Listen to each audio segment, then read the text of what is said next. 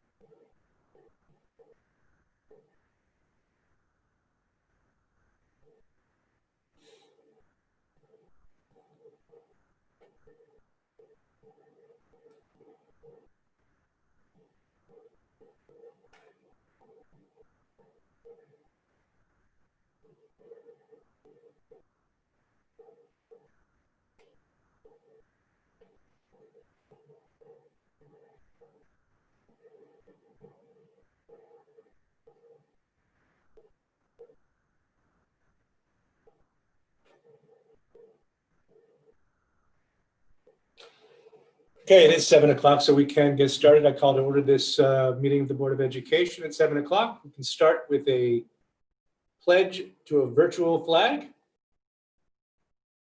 Never done this before. I guess if everybody wants to take themselves off mute, we can do this together. Let's do it. All right. I pledge allegiance to the flag flag of the the United States of America. America, and to the republic for which it stands, one nation, under God, indivisible, with liberty and justice for all. Thank you. Okay, reports. Chairman's report. I'll keep this pretty brief. First off, I want to wish everybody happy Hanukkah to all those who are celebrating, and thank you all for being here with us. And as this is our last board meeting before the winter recess, I want to wish everybody a Merry Christmas and a Happy New Year as well. That said, there's a lot of work still being done. We do have a Board of Finance meeting tomorrow night, as well as a lot of preparation going into the Board of Ed's budget special meeting, which is going to be an all-day workshop on Saturday, January 23rd. I want to speak a few minutes as to why we're remote tonight. The district, administrators, teachers, staff, parents, and especially the students have worked so hard to stay physically in school as much as possible because that is how teaching and learning work best. However, the goal of the public open board meetings is to keep the public informed, and this has not worked as well with a hybrid approach. Listeners have had a hard time understanding who is speaking, much less what they are saying, and panelists have had to guess as to what question they are being asked. It is for these reasons that board meetings, starting with this one, will be held full remote for the time being. Thanks. Dr. Silva. Hello, everyone. Good evening and happy Hanukkah. Okay, I have a few announcements. The first one, we were having a short conversation before everyone logged on about the expected winter blizzard later this week, perhaps Wednesday and Thursday.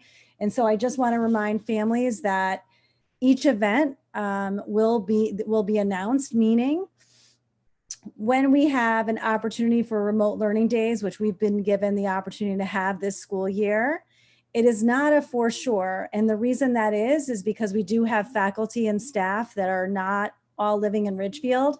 And so it's just as important for us to know what's happening in other communities as our own, so we can make a decision about what makes the most sense.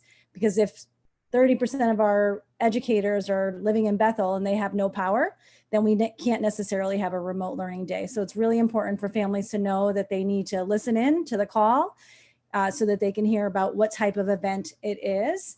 And you never know, you may have one of those events where kids are outside making snow angels because we can't remote learn.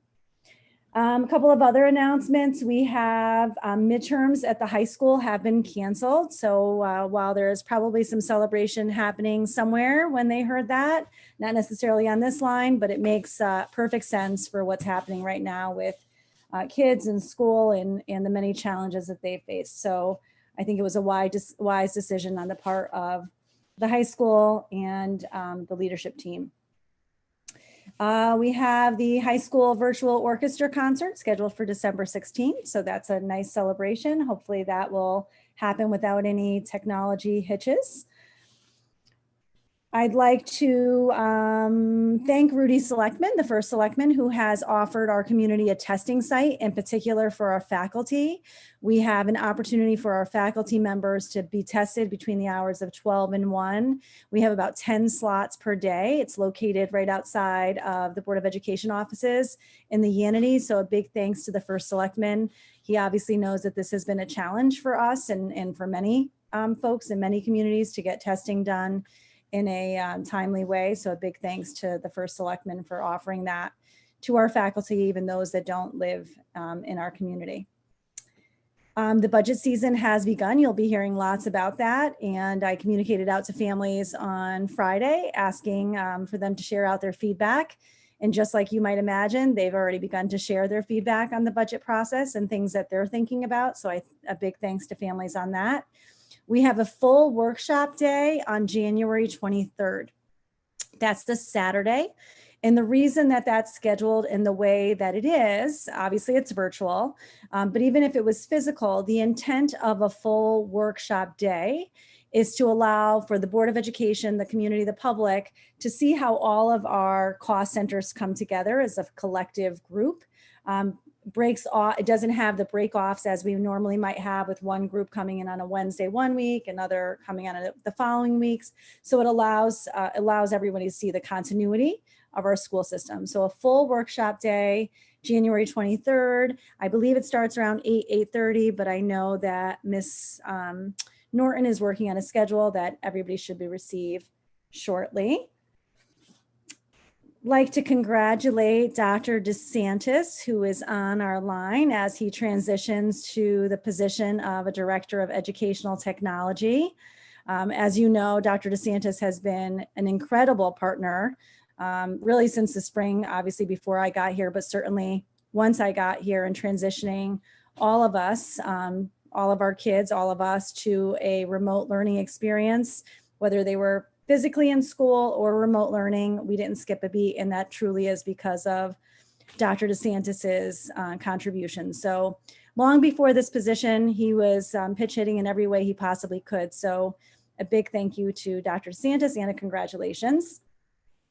You'll hear more tonight about the position that will have become vacant, the STEM position. You'll hear a little bit more when I talk about priorities as to what the plan is for that position. So we'll hold that suspense for just a little bit. We are well underway with the interview process for the Assistant Superintendent for Curriculum and Instruction. Looking forward to having that position filled and hoping that that could happen before the end of January, early February at the latest. And I want to make sure I didn't miss anything here with all of my notes. I think that's it. So a big happy holidays. I wish everyone the best. Hopefully it is fruitful and peaceful and allows for you to spend time with your small bubble in a healthy way. So again, happy holidays, and I hope everyone enjoys their winter break. Thank you. Liaison reports. Do we have any, maybe a PTA liaison report or legislative other than the item on the agenda? Yep. Ms. Logan? Let's go. Oh, I was going to let Kathleen go, but Okay, go ahead, Kathleen. yeah, go ahead. Actually, it's not a PTA liaison. I'm also the Energy Task Force liaison. And we had a meeting on December 10th. And basically, again, we were talking about the energy efficiencies within the town as a whole, not only the school system, but the town's buildings, as well as the recreation buildings. And Mr. Moritz gave some updates, particularly on what's going on with LEDs and the solar panels that were going on. And as that discussion was going on, some people brought forward that could we be more aggressive in looking at the town as a whole and perhaps creating a bundle for all the efficiencies that could happen environmentally. And it went back and forth. And, you know, that was, it's the inception of that we are a community and we're not isolated 3 pockets. So, and they were talking about rebate versus savings on electricity and how much so that some people, particularly on the finance end of the team, are looking at the efficiencies, and they're hoping to maybe present an idea of a bundle opportunity to the Board of Selectmen as we move forward. Again, and I think just to let the whole community know that it's the town as a whole looking at efficiencies rather than isolated silos. And that's basically where we left it. And Mr. Moritz was, of course, very helpful. And do you have anything else to add? No, Kathleen, that was summed up perfectly. Great, thank you very much. Ms. Flugel. Yeah, legislative update. There was the annual breakfast, legislative breakfast on the 4th of December. Ms. Stamatis, Dr. De Silva, and myself all attended. It was a virtual event this year. It is a chance for all of the local Fairfield County legislators to get together with boards of education and superintendents and have a cross-functional conversation.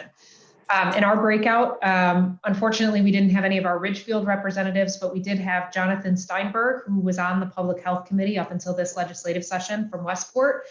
And we have an agenda topic. I won't get into too much of it, but as we have an agenda topic later around some of the support that I think we as a Board of Ed could potentially offer to Dr. De Silva and our nearby communities, we could talk about that.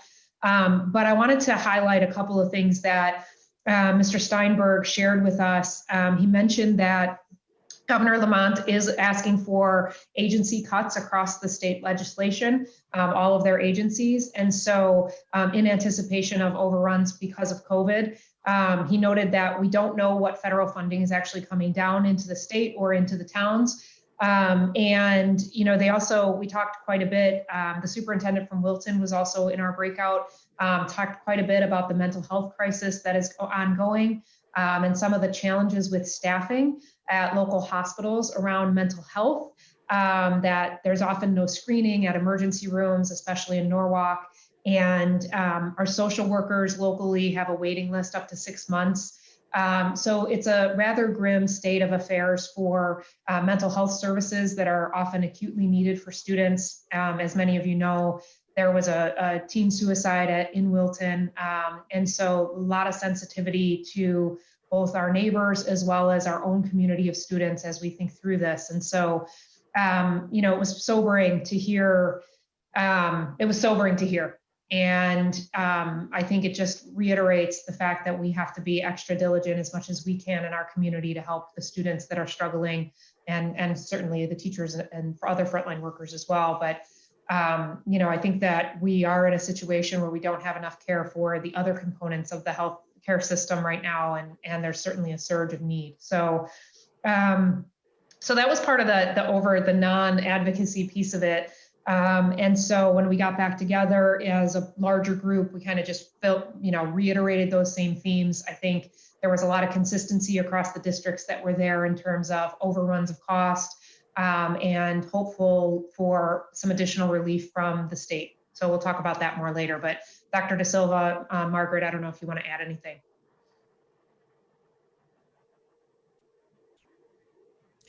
Liz, I think you captured it really well.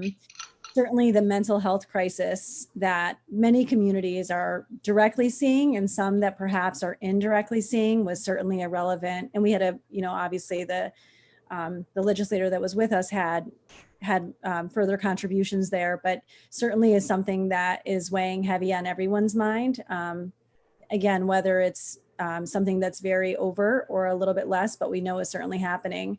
The wait lists that therapists have right now in Connecticut is significant. So the ability to just be proactive and not be in a position that you feel like you're reactive or having to respond to a crisis is frightening, I'm sure, for many families. So that's the only piece that I would just add on. But Liz, you did a great job of communicating the conversation. Great report. Thank you very much. And thanks all of you for having been at that breakfast. Next up, Student Representative Report. Ms. Bucci, I see, is on the line. Hi, for any of you guys who don't know me, my name is Kate. You should have heard from me last week or last month, but today we just started our first semi-virtual Winter Spirit Week. So for the next 4 days, the students who are still at RHS are wearing tons of holiday and winter clothing. So that's how we're trying to bring some spirit back into the building. For the community, we're hosting a gift card drive along with SLO, collecting money for a few families in town who are in need during the holiday season. So the student government specifically has taken on a lot of that project, and we're currently picking up gift cards from houses and businesses across town so we can just help some families in need and fundraise for them, which is exciting. And all the students in the music department right now are super excited for their virtual winter concert this week. So I'm excited to listen in on that. This Thursday, the senior class also has a senior trivia night organized, and it's a virtual event basically where seniors and lots of teachers actually are coming together and having a little trivia competition. So that's exciting. Winter sports, obviously, as you guys all know, the seasons are not in session, but lots of students are doing conditioning and prepping for that on their own or in small groups, socially distanced. So that's exciting. I think a lot of the kids are really looking for their winter seasons to happen, and more importantly, like just get back to being a community with people in the school, because I think that was a very difficult decision to hear for the students that their winter seasons would be postponed. And a final update on our No Place for Hate initiative, which is our anti-bullying campaign happening at the high school. We recently held a pledge for students, parents, alumni, and other like community members and teachers to sign to pledge themselves over to basically just better the community and better the climate at the high school. So we had approximately, I think it was 882 participants sign the pledge. So that was really exciting. And I personally was really happy to see like how many people in the community were working to get involved and really were excited about the program. But I think that's it for the high school right now. Thank you very much. NEA-R, Mr. Ruland, I see. But I can't hear you. How about now? Yep. Okay, thank you. You could call me Steve, please. About that full. Hi, just want to begin just by saying that thank you for the commitment that you have continued towards providing time for the teachers moving forward. I can't highlight or even point out just how valuable that time is to the teachers, particularly when it comes to the planning under these conditions. So thank you for realizing that and continuing with that. On the other piece too, thank you again for the ability for our teachers to go in and get tested. I know quite a few people will take advantage of that opportunity to go in and just someone like myself, even for just peace of mind, knowing that haven't been exposed, hearing so many problems with people being asymptomatic. If I can, just for a minute, though, I really do want to give a big sort of shout out, a big thank you to the Ridgefield students and parents. We just finished up last month our parent-teacher conferences, and I just want to say that the one thing that stood out for actually all the teachers was just how positive, supportive, and helpful the parents have been in this whole process. And I know sometimes it may sound a little cliche where we start saying, well, we're working in partnership with parents and working in partnership with the community.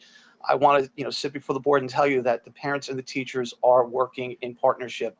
I can't highlight enough just how important it is for the parents and their support at home in trying to keep things moving forward. And just the support and the emails that come in and the thanks and the appreciation that's been shown by the parents has certainly been a huge motivator for us, as we continue to, work our way through these issues as they come up. And finally, I just want to wish everybody a happy holiday and a happy new year, and thank everyone again for the support. Thank you very much. PTA Representative. That's me. Hi, Ms. Green. Hi. So we'd like to start by sharing that all 6 of our elementary PTAs came together to sponsor an all elementary live virtual assembly of Dare to Draw with Mark Kistler during the November asynchronous school day. Students and parents have been sending positive feedback about how amazing it was, and the PTAs are hoping to do another program like this for a future asynchronous day at the school. This holiday season, our PTAs are trying to express how much they appreciate all our teachers. Ridgebury is hosting their annual holiday luncheon with the Crazy Taco Mex food truck. Branchville will be hosting a pizza pop-up truck with Bailey's Backyard. Farmingville had breakfast sandwiches from Genoa delivered to the staff. VP is treating their teachers to coffee, tea, pastries from Bubble and Brew. East Ridge is having lunch catered by Parmadelli. Scotland has created a snack center for their teachers to enjoy coffee, teas, snacks, treats. In addition, Scotland families have made generous donations to their PTA so they can buy gift cards for all their faculty and staff to say thank you and happy holidays. And the Barlow PTA gave their staff Dunkin' Donuts gift cards as well. So we're really feeding our teachers this holiday season. Community service is also in full swing at our elementary schools. Farmingville's Kids Cares program, they wrote holiday cards to the seniors at Ballard Green. Scotland families made holiday cards for Meals on Wheels recipients, and their first graders are decorating meal bags for New Year's Day deliveries. They also sponsored a local holiday boutique to help families support local businesses and hosted 2 restaurant spirit nights. Barlow's 3rd grade families made and assembled bag lunches for Dorothy Day. The VP PTA did a snack bag drive. They put a giant assortment of individually bagged snacks into large reusable tote bags, and they'll be distributing to local families by the food pantry. Barlow raised over $1,500 for their COVID relief help families going through a hardship this holiday season. And Branchville's Gives Back program recently raised $1,400 for Family and Children's Aid of Danbury and over $1,900 for the Ridgefield Food Pantry. Our PTAs are really trying to help the community as much as they can. They've been also working to beautify and purchase items to make their schools fun and festive. The high school PTSA has begun to add some fun things to the high school campus. They set up a 10-foot inflatable snowman in the cafeteria. They have festive welcome planters by the flagpole and the community entrances, and they're working on a window surprise for the students. That's all I can tell you. Scotland has decorated the outside of their school with winter-themed decorations to welcome students back during the season with some cheer. Farmingville purchased Legos, jacks, and card games to keep students busy during indoor recess. VP is sponsoring the rights to stream a holiday movie in each of the classrooms so they can continue their tradition, which is typically done as a whole school program in the auditorium. And the Ridgebury PTA had a beautiful new Ridgebury Elementary School sign installed at the entrance to the parking lot. The sign features their mascot Rex, the little German Shepherd, and it's bright and cheerful, and it's a way to welcome students, faculty, and staff to the school each day. And finally, last but not least, Branchville had a successful virtual version of their Come Play School series, where school psychologist Katie Gregas walked parents through social emotional learning, specifically with regards to the ruler program. It was well attended and informative, and Branchville is in the middle of their first PTA-sponsored virtual parent-child book club for the year. 4th and 5th graders signed up to read the Newbery Award-winning graphic novel, New Kid by Jerry Kraft, and Mr. Margolis and PTA co-president Angela Rice are facilitating conversations with parents and students virtually. Thank you for letting us share with you how hard our PTAs are working through this pandemic. And on behalf of all of our PTAs, we hope you and your families have a very happy holiday. Thank you. Thank you very much. Sounds like a lot going on. Approval of minutes. Do I have a motion? I move that the Board of Education approve the minutes from the November 9th, 2020 regular board meeting. Second? Kathleen? Comments? Corrections?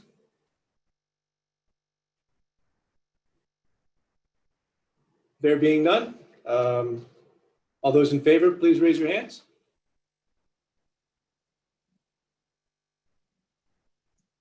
8. All those opposed? All those abstaining? 1. Okay, 8 to 1, 1 abstention. Thank you. Discussion and possible action items. First up, school status update. Dr. De Silva. Okay, we're back. So just a couple of things. Monday through Wednesday of next week. Wednesday is a half day for children. We will have remote learning days, meaning that all of our children will stay home on those 3 days.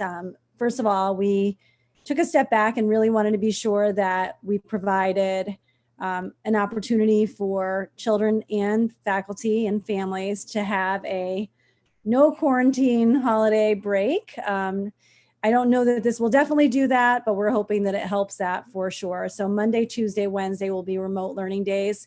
What's important to remember is those days are synchronous. So that means that children need to log on at the time in which their school designates that they need to log on to. So teachers will be live. Our faculty will have the option to teach from home or from school. Some of our faculty prefers to come to school to teach because of all the reasons that you might think, including their own little ones at home or Wi-Fi or distractions or materials, and others feel that they can do it just as at home just as well. So they will have the option to teach from school or from home on Monday, Tuesday, Wednesday of next week. We have new quarantine guidelines, and Aaron is on the line who will talk about that. I'll shoot it over to Aaron. Hi, good evening, everybody. As most of you know, the CDC about 2 weeks ago updated or adjusted its quarantine guidelines to allow for localities and states, when appropriate, to shorten quarantine from 14 days to 10 days, or even as short as 7 days if a test is obtained on the 5th day. The reason for doing so is that enough data has now been gathered that only, according to the Connecticut Department of Public Health, only about 1% of people that have been exposed to COVID after day 10 will develop it between day 10 and 14. So the CDC said for states or municipalities that would like to take that risk, knowing that there is still a 1% chance that someone can develop COVID after the 10th day, it would be appropriate to allow that person back to work, back into the school building, as long as we give the caveat that they should continue to monitor their symptoms closely for those remaining 4 days. So we met with Dr. Hearn and Ed Briggs, Town Health Director. Ed Briggs had read or heard through the Department of Public Health contacts that he has that Governor Lamont gave the thumbs up for Connecticut schools to go ahead and adopt those new guidelines. So we announced that to the Ridgefield Public Schools community at that time. The Department of Public Health, shortly after that, came out and said they wanted a chance to review it in more detail. So they have done so. And we were told last Tuesday morning on the weekly call with the DPH that addendum number 5 and addendum number 9 will be adjusted and updated according to the new quarantine guidelines. And we have heard that it's not likely that the Department of Public Health is going to endorse the test out option where you get tested on the 5th day with a negative test and are allowed to return on the 7th day. So for the time being, we are going to hold off on that piece of the new CDC guidance. We're told that the new DPH guidance will come imminently. We've been since last Tuesday, so we've been waiting for it each day, hoping it will come any moment. And we'll adjust our guidance and review it with Dr. Hearn and Ed Briggs as soon as it comes out. So for right now, we are going with the 10-day quarantine.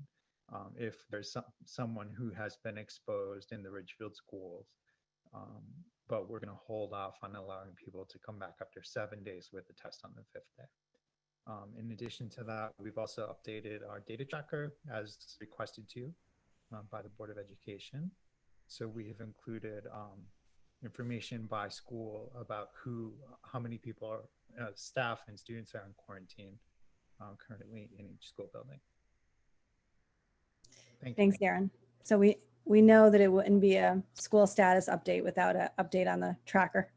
So that's done. We continue to collect feedback and hopefully it's getting better and better. On the financial side, we have some good news where we did receive additional monies from the Corona relief funds. It's not significant enough, let's just say, but any bit does help.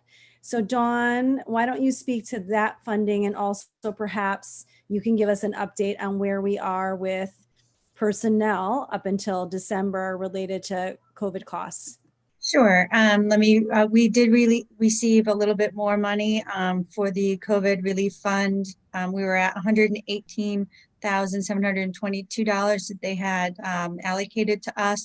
They increased that to a total of $242,720, which is wonderful. And in doing that, I also wanted just to give a breakout that I know everybody has been asking in the last couple of meetings, exactly what the salary cost of the COVID expense has been. In my memos, you know that I list the yearly anticipated expense for the salary breakouts.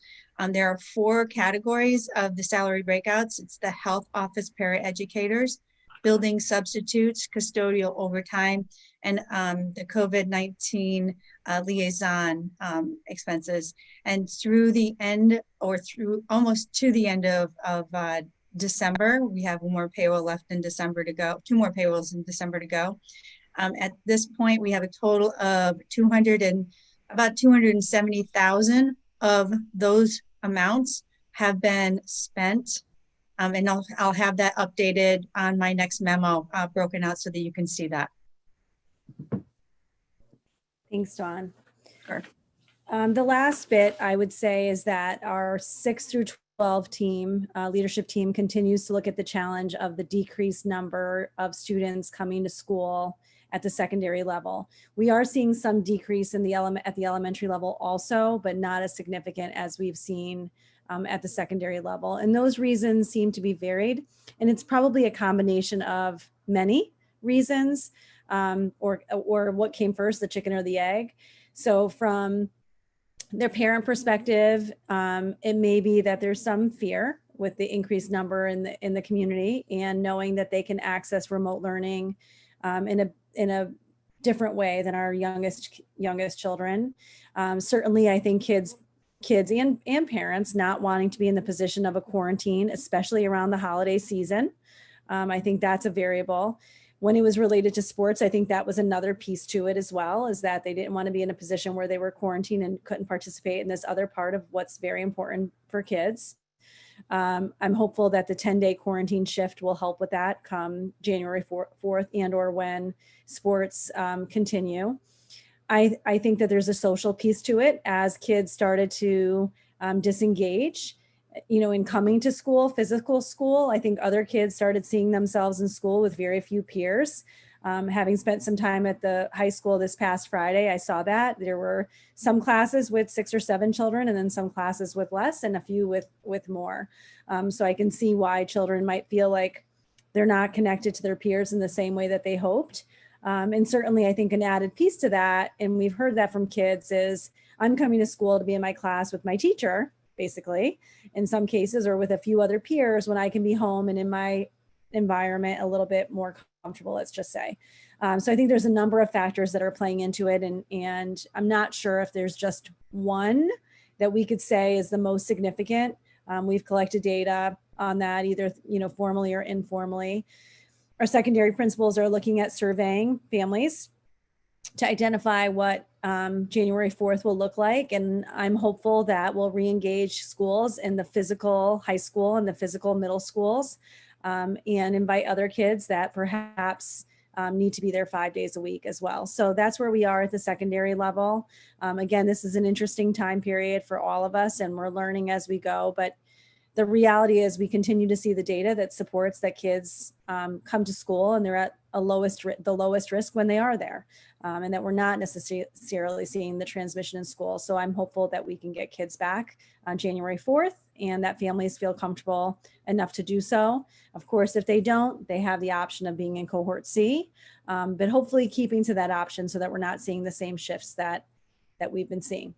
So I think that's it for school status, and open it up to questions if the board has them. Anybody have a question, please raise your hand so I can see. Dora? I was just going to give the other side of the coming to school. My son is a senior, and today, for example, he was in school, 4 classes. One of them had 4 kids, one of them had 5, one of them had 1 other student, and then in the last one, he was the only one there. And he says every day that he goes, he will not miss a day if he can be there. And it makes me sad to say, but he just thinks he'll look back on it and regret, missing high school when he could have been there. So I think there's some kids who really want to be there and will be there when they can. I'm happy to hear that, Nora, and I hope that you all read my Friday communications, but I did quote a young man from the high school. I don't know if it was your son, quite frankly, but it sounded just like that. And so if it was him, great. If it wasn't him, he's not alone.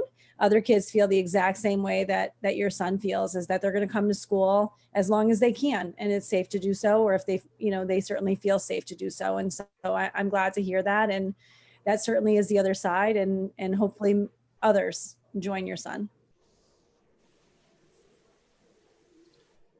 Gina?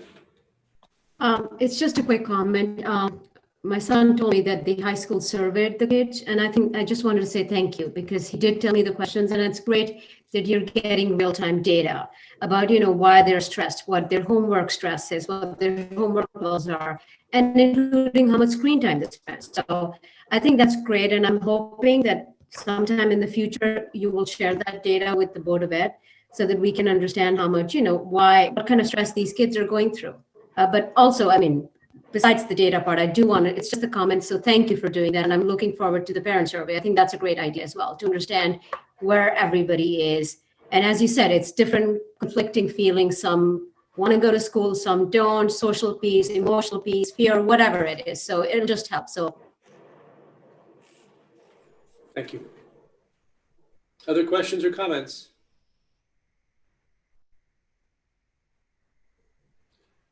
I have one quick question for Ms. Norton, just to clarify, on the salary spend. If I understand it correctly, and using very round numbers, you would identify 1.6 million of anticipated additional spend in salaries. And what you're doing now is moving 300 of that to the already spent and leaving 1.3 in the anticipated. There's 1.6 of anticipated additional spends altogether, salaries and some smaller PPEs, protective supplies, training materials, technology. So there is a little bit of other tangible costs as well as the salary costs that are in there, but the main amount of the additional cost is the salaries. And yes, I'll be moving about 270,000 out, maybe a little bit more by the time it reaches you in January to the committee. Out of that 1.6 as spent, and then we'll monitor that as we go along. Great, thank you. You're welcome. Any other questions, or we can move on to the next item? Okay. Capital Improvement Plan. Do I have a motion? I move that the Board of Education approve the 2021-2026 Capital Improvement Plan presented November 23rd, 2020. Do I have a second? Ken? Discussion. Any questions or we discussed the items at our last meeting? Has anybody come up with additional questions or comments about the document before we go to a vote? Mr. J. Joe, if you don't mind, I just have 2 questions and then a statement. Sure. So my first question is on the emergency generators. I believe that was an item that last year was deferred, right, as a recommendation at the Board of Selectmen meeting? You're correct. Okay, so we have in year 1 then, an emergency generator for East Ridge. Correct. And I saw an emergency generator in year 2 for Ridgebury. And then after that, Joe, would all of the schools have working emergency generators? No, Rachel, we'd still have, we would have Branchville, Scotland, Farmingville. I think that's it. And VP that wouldn't be on generators at this point in time. Do you foresee when we would get those? Those would probably be baked in the outer years coming up. We did an engineering study, and these were the schools, especially Ridgebury, we felt was being at its location was so remote. That would be the next one after East Ridge, which we felt would be for equity purposes, as well as setting up a disaster recovery site for the district, would be the most logical site. Thank you for that clarification. And also, I noticed that school security and surveillance projects weren't under this current year, but in last year's plan, there was a line for anti-vehicle intrusion barriers, and it was a 2-year rollout. So I was just wondering, is that something because of maybe COVID and other things we had to pay attention to now that would happen maybe over the summer? You're absolutely right. Yeah, when I presented on the 23rd, I had made a statement that, with the COVID over the summer, really put us in a bad position as far as getting a lot of these projects done.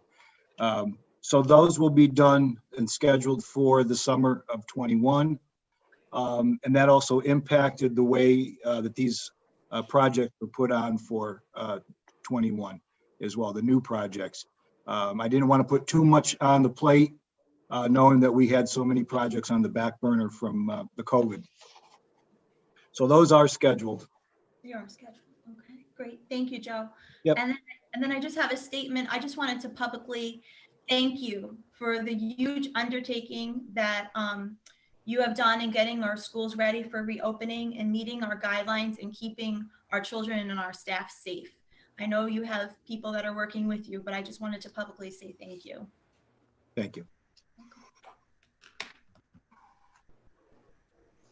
Other questions?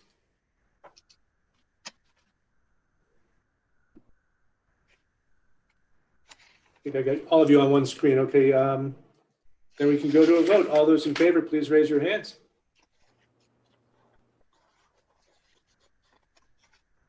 Nine, unanimous. Thank you. Thank you.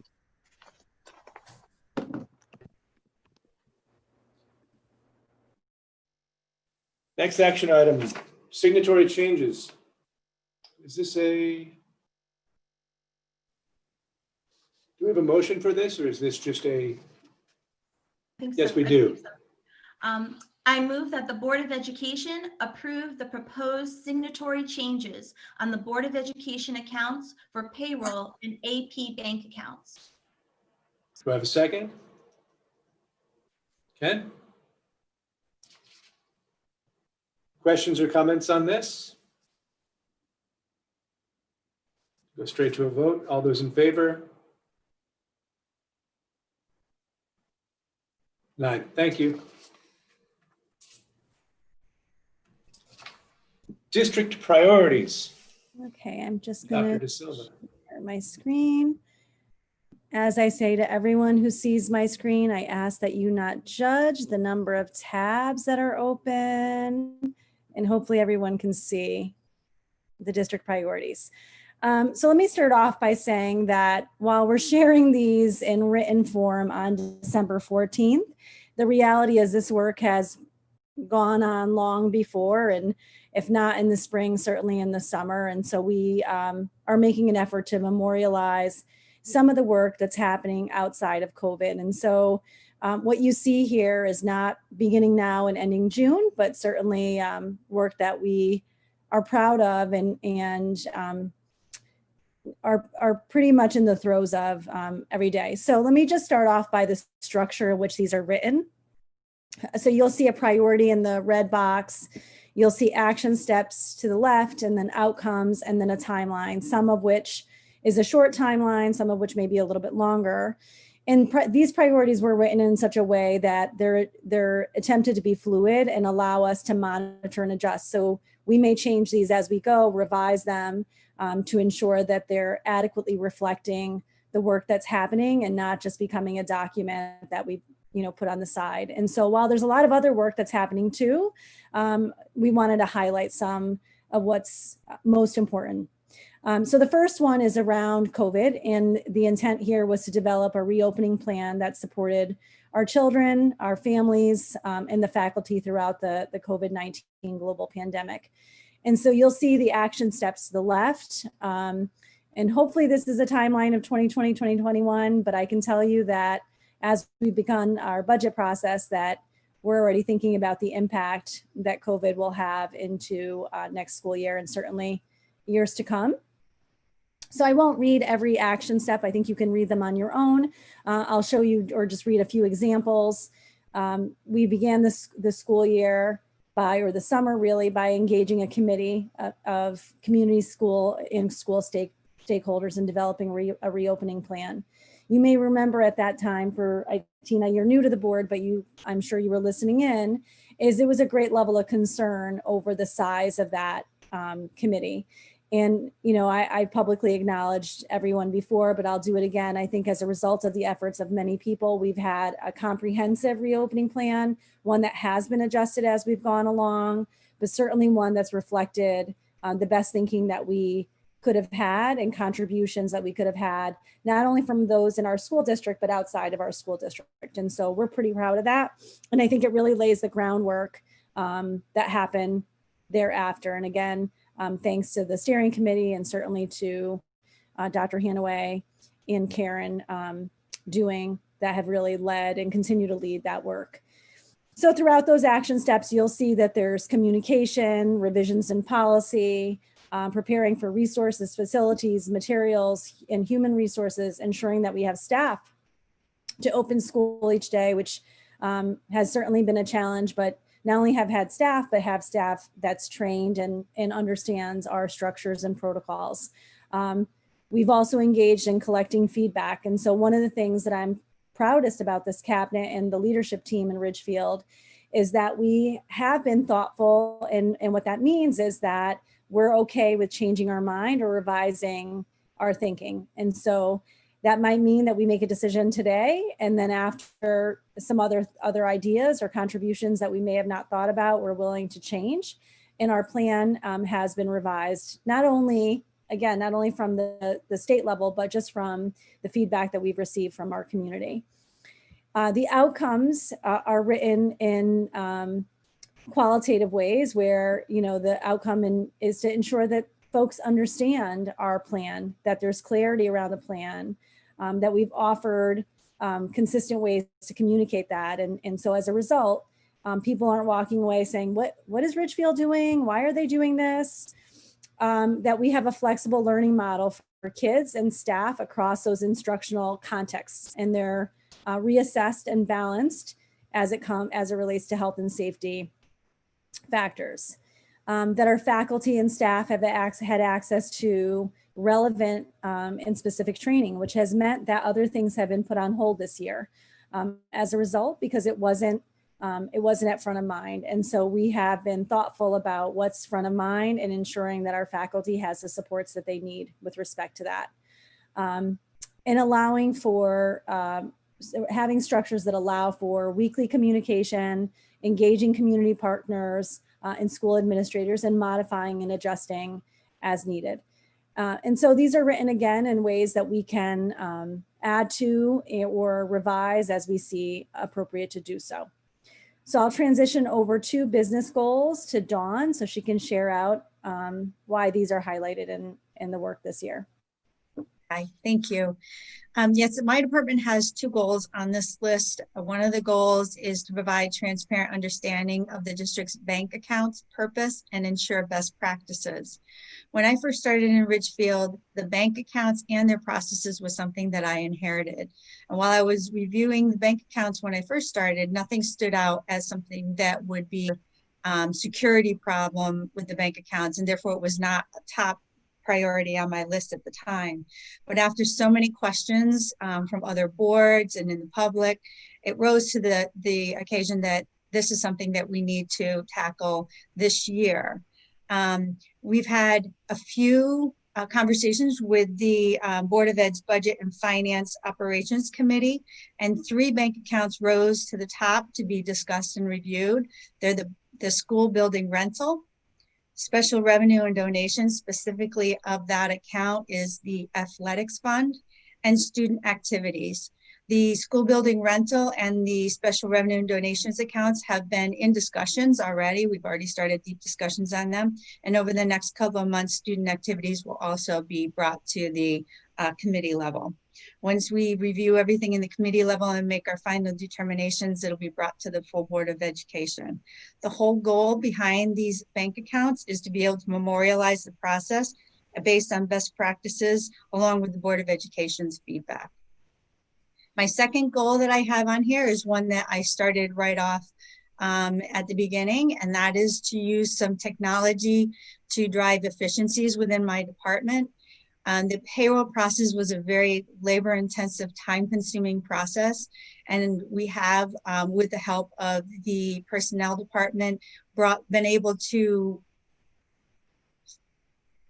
bring some efficiencies to the department, and using our services that we currently have make some efficiencies, but not quite enough that the payroll process isn't still labor-intensive. One of the areas that I'm hoping to complete this year is to be able to put time clocks in place. That we feel that process is something that can feed right into the payroll software so that we don't have to manually load or manually type in various time and attendance reports that we receive from many departments. The other area is to be able to show on the paychecks any accrued time that is used during that particular pay period, such as your vacation time, personal time, or sick time. Right now, if you take a vacation day, and it does not show up on your paycheck that you took that vacation day. So it'll just be something that will help employees going forward. The other area that my office is working with the personnel department on is to just try to get a little bit more streamlined when we work with who's out and who's in for the payroll process. So as an employee who's out on paid leave or unpaid leave, workers' compensation, Family Medical Leave Act, et cetera, all those kind of affect the payroll process. And I'm looking to work on getting some efficiencies in that area as well. Okay, so Joe, you want to catch up here with yours, facilities? Sure.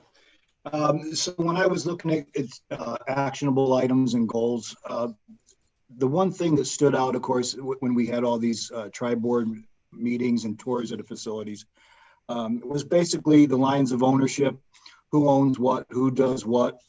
And there's definitely a gap there. I do have the insides of the buildings, but it's important to me to improve the lines of communication with the town facilities, and really come to a common vision on how to, how this collaboration can improve our buildings, our grounds, as well as proper budgeting for that, both on my side and the town side.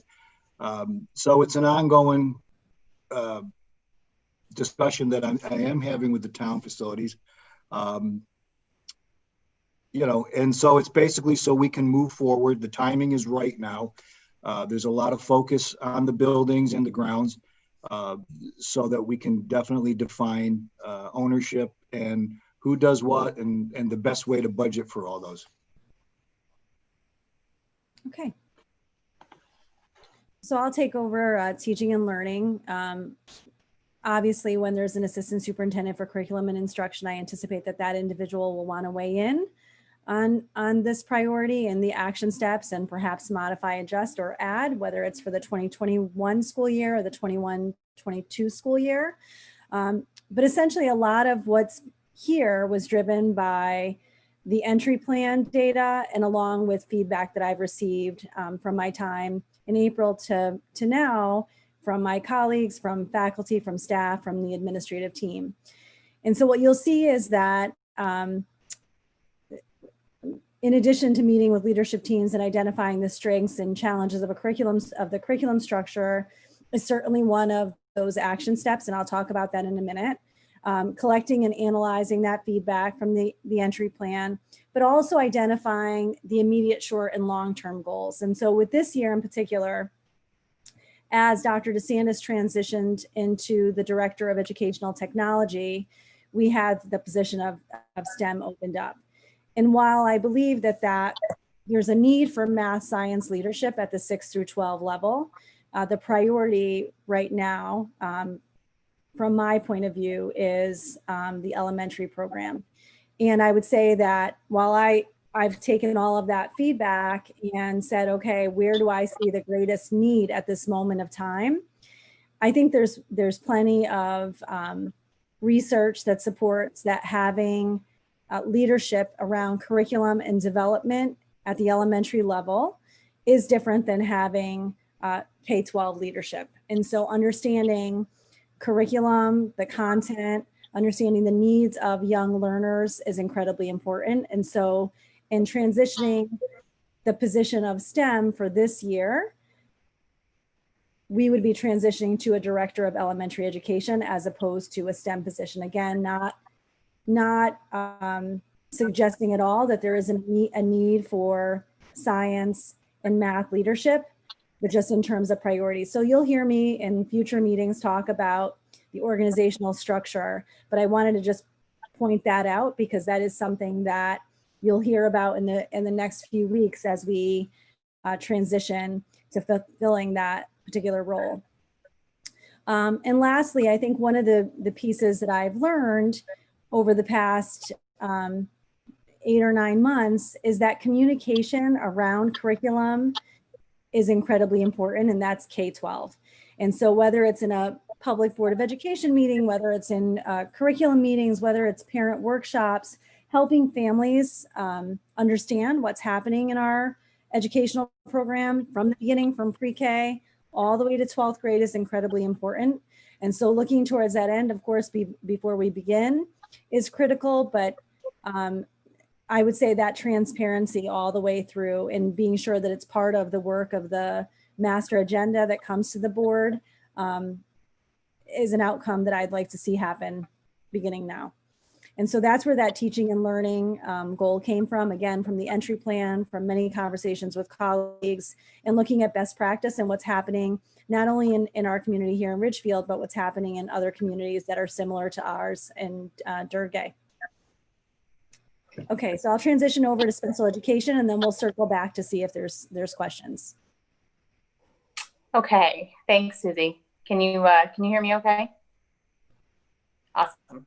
Okay, so for those of you who may remember during board presentations by myself and Dr. Shella, last school year, we introduced the concept of expanding our co-teaching model, which right now exists formally at the secondary levels at our middle and high schools to our elementary school. And where this really comes from is the idea that we have a continuum of services in district to be as flexible to meet student needs as much as is possible, but also educate them in what we call their least restrictive environment, which is as close to either their general education environment or their non-disabled peers as possible. And you know, we believe that we do have a gap in our continuum at the elementary level, specifically grades 2 through 5, where co-teaching could really meet many students' needs, not only academically, but socially, emotionally, and behaviorally, and be a benefit to not only students with special services, but also to whole grade levels There's a tremendous amount of research around the social emotional benefit and academic benefit for students, not only with IEPs, but for the entire class when a robust co-teaching model takes place. And I also think that our special educators need more natural access to the professional learning opportunities that our general educators have. And so having a co-teaching model allows for that. So we'd like to spend a significant amount of time not only planning, but rolling something like this out. So as you can see, our timeline there is many years into the future, because this would be a significant undertaking by the district, not only in an effort programmatically, but financially. So for this school year, what we're looking at right now is assessing our current model, assessing our need. We think we understand the need well, but really looking deeply into our current structures and the design of our current students' individual plans. And then at the secondary level, we already have co-teaching, but what we have received a lot of feedback about is the need to circle back to the training, not only the special educators, but general education folks have as well, in terms of maximizing that structure so that it's not just cohabitation, but really co-planning, co-teaching, and co-assessing. We've received wonderful feedback at the middle and high schools when it goes well. But when there are times where it's not going well, it's often not a reflection of the adults in the room, but the lack of opportunity for adequate training. And so that's why this goal is focused on a comprehensive elementary and secondary co-teaching model. Thank you. So we can start back off at the beginning, or we can just open it up to general questions, whatever's easiest. Jonathan, you let me know. Let's go with general questions and see where people take us. Do I have anybody with a raised hand?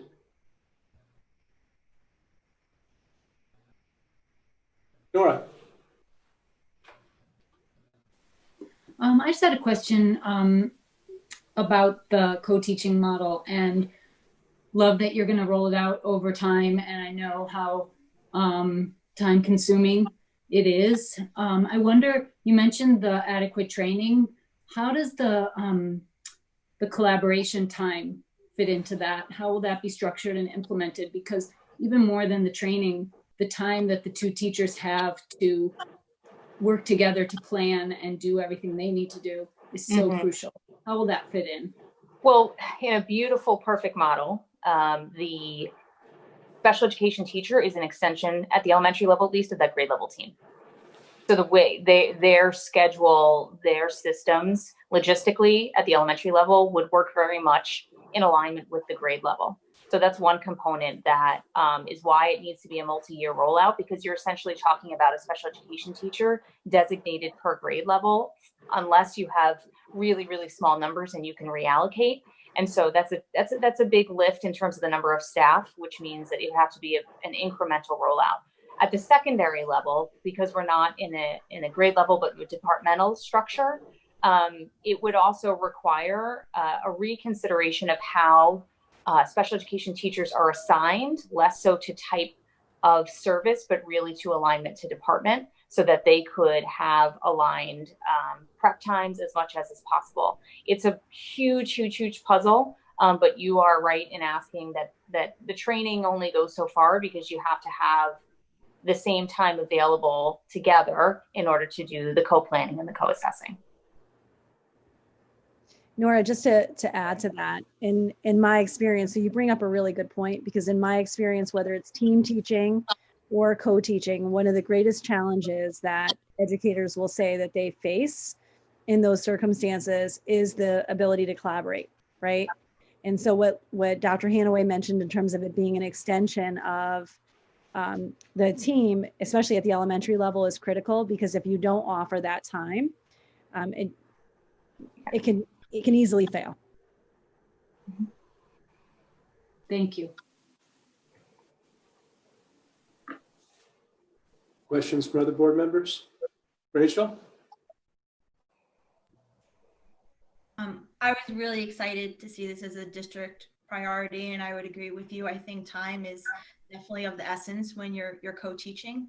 But I just want to make a statement. You know, I again, so happy to see special education priority to develop a comprehensive K-12 co-teaching model. In the current K policy highlight, it referenced that November 29th, 2020 marks the 45th anniversary of the signing into law, the Education for All Handicapped Children Act, Public Law 94-142, now known as the Individuals with Disabilities Education Act. And as a board member, I proudly support this district priority and couldn't think of a better way to pay tribute to the anniversary than developing this model in our district and showing our continued support for the growth of all students moving forward. And I think that's what we would be doing by taking this on. So thank you.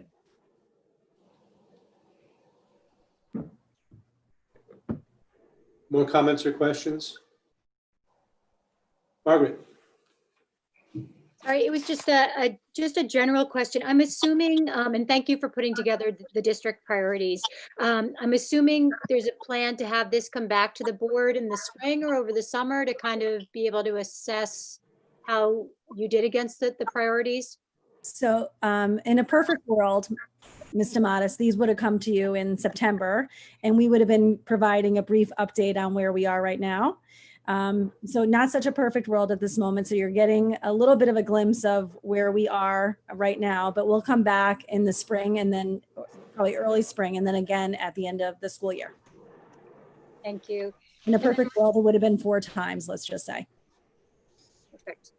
I just want to add that this is also something that we should, as board members, keep in mind while we're going through the budget process, that the budget priorities should match up with these district priorities. And we should also be able to identify where we're not budgeting enough. I also just wanted to note under the business department, I was glad to see the priority for the continued technology-driven efficiencies within the business department. That's very operational in nature. So, by nature, some of those things just don't come to the board. But obviously, the efficiencies is something that we would all, I think, support, especially as it relates to some of these personnel issues. So again, thank you to Dawn and to Karen for doing that this year and putting that as a priority.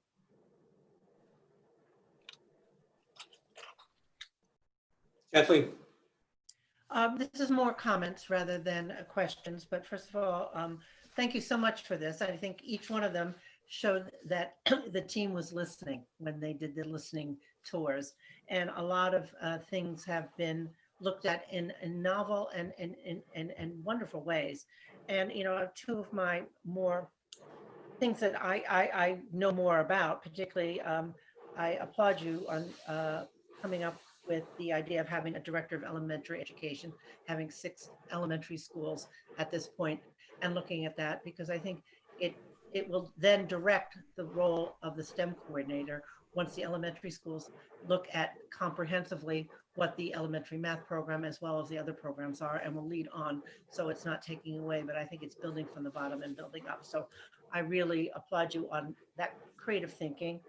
And again, for the co-teaching, having worked shortly in a district in Westchester that had a model such as that, I see the strength in that, and I really look forward to the work that you do with that, because I think from what I have seen, and this was years ago, but what I know can be done, it's really looking at all our students as learners and really including them in the whole educational process. So I thank you so much.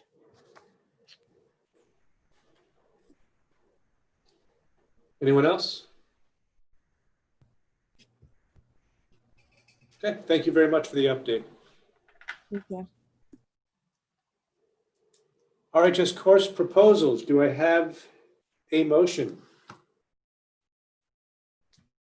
Jonathan, we're going to do one at a time, correct? I believe we have 4 motions, right? Should we have general discussion? Do we have any questions or discussion about the courses that were presented last meeting, or any other questions about courses not being presented? Tina? It's just a quick comment. And before I make my comment, I do want to acknowledge all the hard work that goes in. I know it's time consuming. I think it's great that the kids are offered so many electives. And when you look at the electives, they really are about the entire child. It's not only, math or science or STEM. it really is giving children these options. So I really appreciate all the hard work that goes in. It's just a comment, and I understand it's a different world out there. It's COVID, all that stuff. So I appreciate that. I also understand that the new law states that you don't need to bring this in for another year. But I do believe, and this is something I've always said, that a year lost is a year lost in learning. So I am disappointed that we don't have the new Black studies, Latin studies in the new course proposals. But I also do understand the reasoning behind it. But, I just wanted to make that as a statement. But again, I do appreciate all the hard work to everyone who works, to all the staff. So thank you. You know what? Thank you for saying that, Tina, because I think it would be a lost opportunity if we couldn't move on it more quickly. And but I understand completely, and I don't expect it, but particularly in this day and age and in terms of social justice, I just think it would be a wonderful, wonderful opportunity for our students. I was going to bring it up at curriculum committee, but thank you so much, Tina. I have to say I concur with that, and thank you both for bringing up that observation. Another observation I have, actually, it's a question for Dr. Greenwood. I think you're here. Yeah, you are. And you can hear us this time, so you don't have to guess what our questions are. I have one question. You mentioned at the meeting last time that this high school never takes away courses. And I have a question as to why that is and whether there would be value in retiring some courses, helping students actually get potentially more of their first choices if their first choice is a class that we should very well know is not going to run. Yeah, so we've just thumbs up. You can hear me okay, right? Okay, I can hear you guys great. Okay. Sorry, I just want to start talking if you couldn't hear me. Yeah, so we ran at about 99% of our students getting their first choice last year. So we've had a really good, track record of getting kids their first choices. But in terms of retiring courses, they generally stay on the books until department chairs decide to remove them. I can speak to the history of that. Even when I was a department chair, oh my God, 9 years ago, we went on rotation with some courses every other year just to add some more electives to the course offerings and generally to generate some buzz around some courses. So we've used all different forms of ways to run courses. However, we don't generally just go through and remove them. We basically wait until either there's not interest by the kids or a teacher who's been a longstanding teacher of the course moves on to a different setting. So that's not to say that we wouldn't look to do that. That's just been our past history.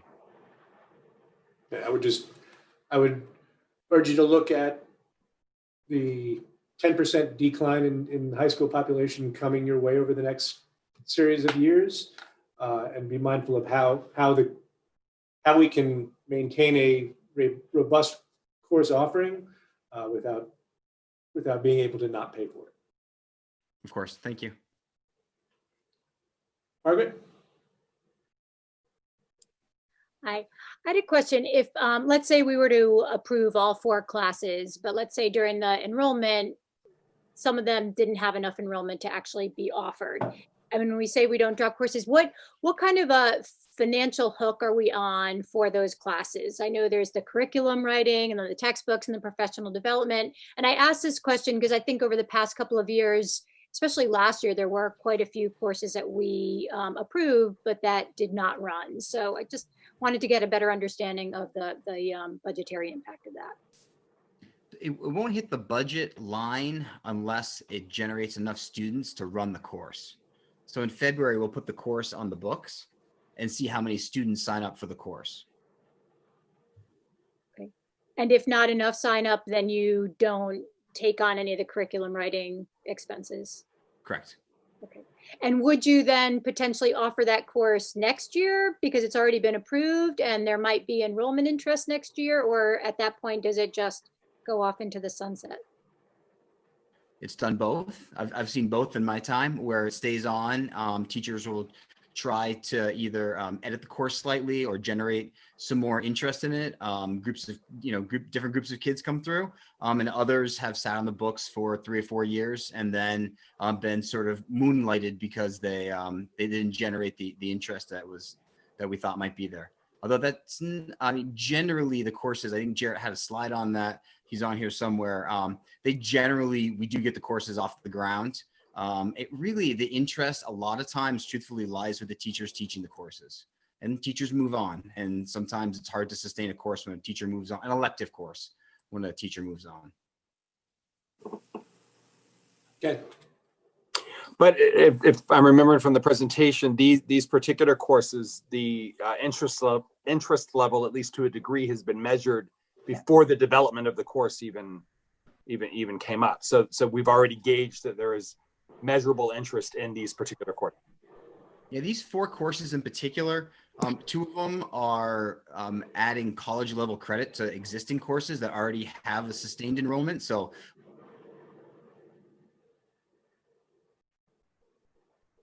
Jake, you froze up. Can't hear you. I think what Dr. Green was saying as he froze up there is just these courses did have a measured level of interest. Our department chairs reach out to teachers, and teachers hear from the students, and they really look to bring forward courses that, you know, either fill that gap or fill a hole students are looking for. And I know Dr. Green was just talking about the UCONN courses. So those courses are kind of adding a component to a course that's already offered. So I think that's what he was trying to say. yeah, if you can hear me now, that's exactly what I was going to say. Sorry about that. So many kids on the internet here doing homework. So. Any other general questions or comments before we get to the motions? Nora. Just a general comment. I didn't speak after the presentations, but I was incredibly impressed with the creativity of the courses. I thought they all sounded incredibly intriguing and interesting, and I applaud the presentations and the obvious work that went in behind the scenes to bring those forward. So thank you for that dedication.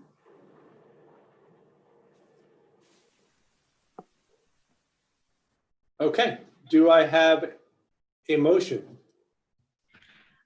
I move that the Board of Education approve the proposed new high school course, UCONN Geoscience 1051. Do I have a second?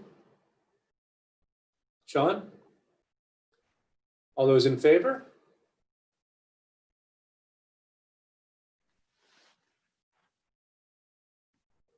I think we were, unless I missed somebody, we're unanimous on that. Motion approved. Do I have another motion? I move that the Board of Education approve the proposed new high school course, Latin 3 UCONN ECE Classical Mythology. Do I have a second? Nora? All in favor?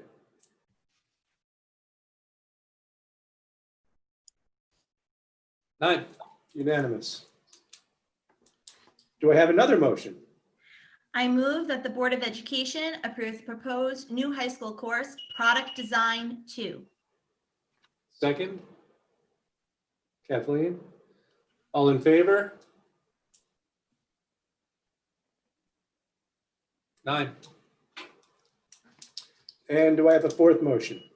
I move that the Board of Education approve the proposed new high school course, Dynamics of Three-Dimensional Design, Intro to Jewelry and Metal Smithing. Do I have a second? Tina? All in favor?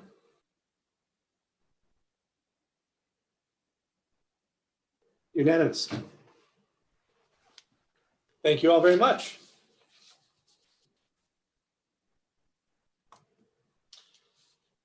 Up next, class size and staff accounting report.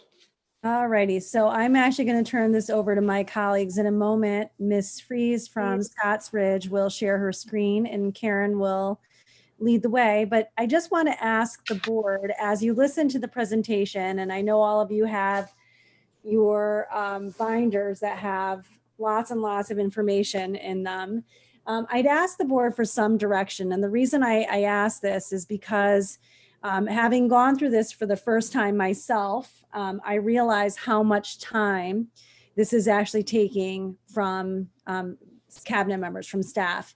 And so our Assistant Superintendent, Craig Kreller, had been working on this for a significant amount of time. Typically, it's been Karen. Karen also spent another significant amount of time on this.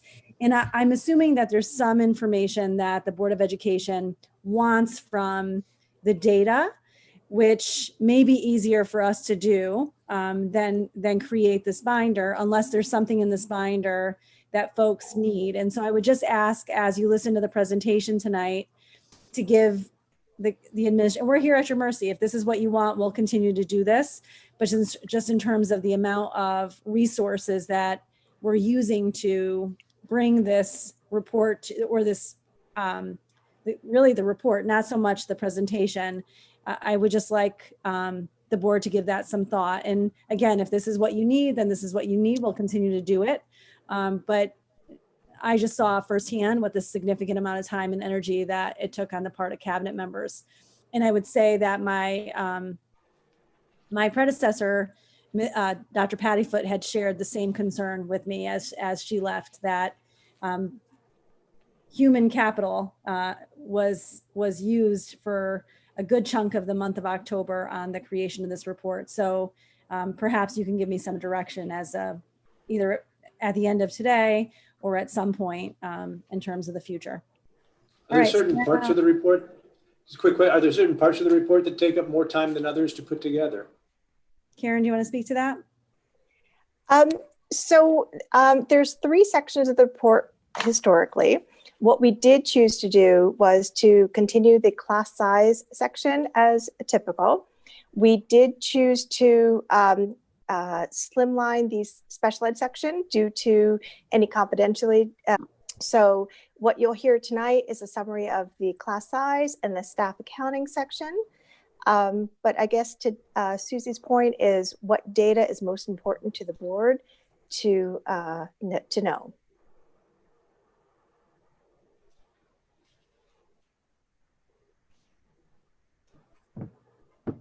Okay. Here we go.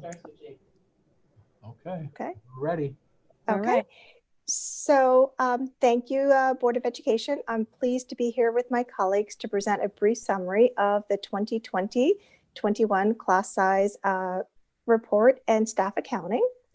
What you'll notice from previous reports is that we will not talk about the enrollment information as much as Malona Bruin presented that information to the Board of Education on November 9th.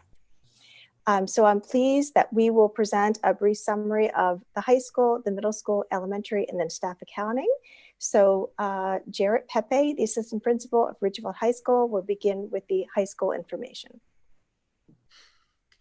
Hi, good evening, everyone. And I just want to remind everyone that in terms of looking at all these numbers, it's a little different from a traditional year. We have students, these are the total numbers of students per section, and doesn't actually represent the students in the rooms, as we are split into 4 cohorts at the high school. So traditionally, when we look at these numbers, we're looking at how many students are actually in the room, and that's definitely a unique situation this year. Just want to remind everyone of that. If we look on that first page, average class size by department, we're happy that the class size overall is consistent with our section numbers compared to prior years. And our 5 traditional major academic departments, English, math, science, social studies, and world language, our class size averages are higher than 19, and they're also all under 21. So we're happy that we're able to keep those numbers fairly consistent. And again, if you look at that, our enrollment, it is ticking downward. But we still managed to keep the numbers relatively stable. If you want to, and our second slide here is department enrollment as a percentage of our student high school body. And what this shows is how many students are taking these courses. If you'll notice, a couple of the columns are over 100%. That just simply means the students are enrolled in more than one course in that department. So for example, in mathematics, if a student happened to be taking calculus and stats, that would bump the percentage up to over 100 there. You know, we definitely analyze these trends. We work with our department heads to see, you know, what's drawing interest in these courses, what numbers have gone up or down over the years. We're happy to see that our STEM courses, we're really excited about the growth over the past 6 years. If we look at our STEM departments in terms of how many students are not only taking one STEM course, but even taking 1 or 2, or in some cases 3 STEM courses in those subjects. If you also take a peek at business and reading and family consumer science, those numbers have really shot up over the years. That's just from student interest and from really innovative teachers and excellent courses that have been put together.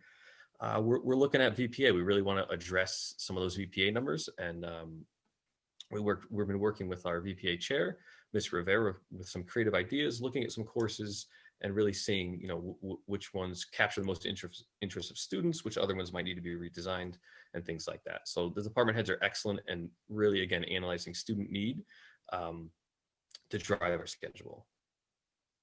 And I mentioned some of these on some of those earlier slides, but as I think Dr. Greenwood shared earlier, over 99% of our 13,000 plus requests were met.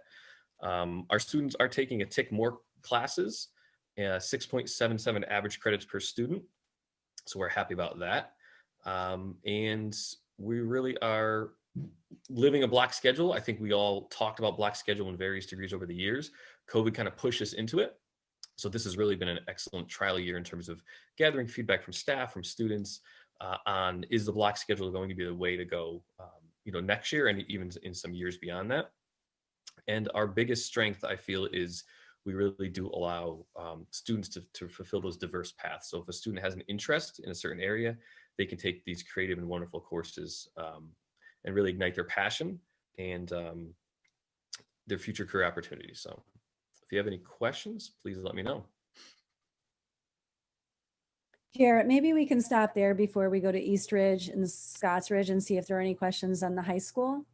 Sure. Or Jonathan, do you want to keep going and wait till the end? You're on mute. Maybe you said the end? I said that's fine. We can go ahead and ask questions as we go here. If anybody has questions for the high school. Can't see everybody on one screen. I don't see any hands up. Okay. All right, if there are no questions, then we will move to the middle school. Principal Tricia Ranieri from East Ridge will present the information about the middle school class size averages. Trish, you're on mute. Sorry about that. Good evening, everyone. So one of the first things you're going to notice this year with the middle schools is that our student populations are almost identical.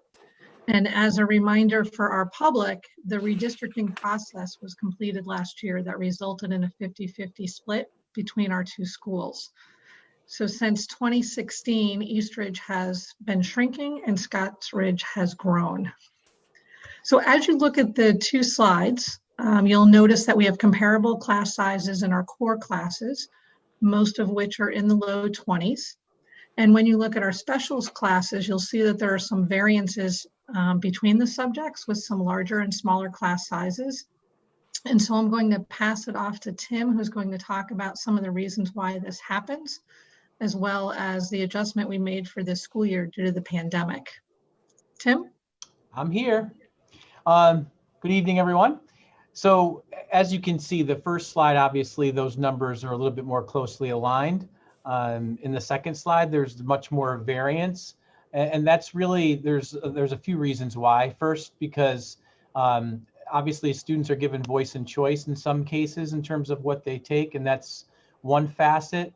The other facet is we're currently cohorting by team, so the numbers may look a little bit differently this year.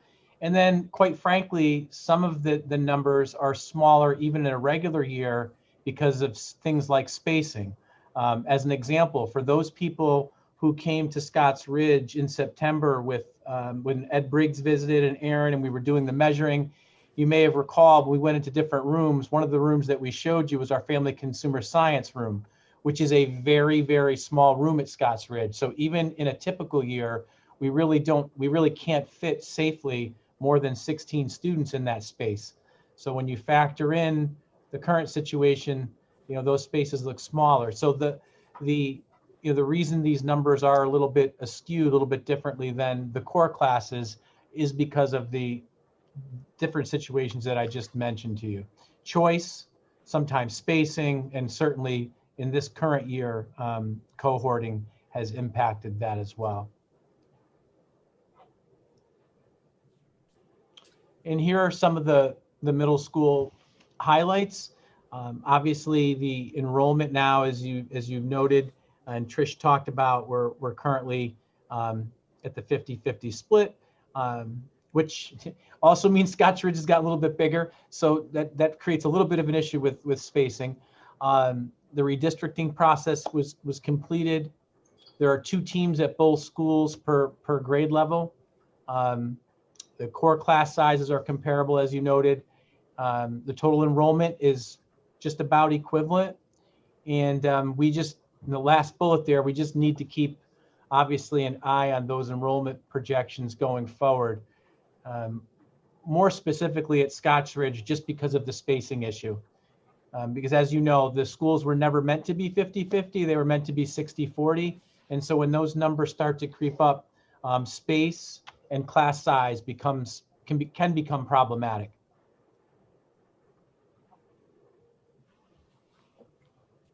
Does anybody have any questions for the middle school?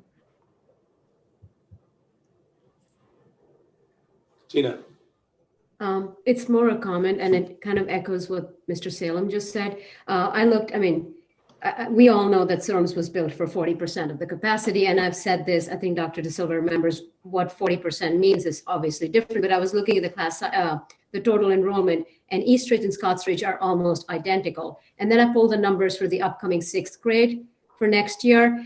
And again, you can see Scotts Ridge will have more kids possibly. I mean, of course, everything is projected, but I was using the actual 5th grade this year. And again, Scotts Ridge has much higher numbers than East Ridge. Even the current 4th grade has a higher number that goes into Scotts Ridge. So as the numbers keep adding up, and as Mr. Salem has said, and I'm sure you've seen it, I wasn't on the board at that time, physical space gets limited.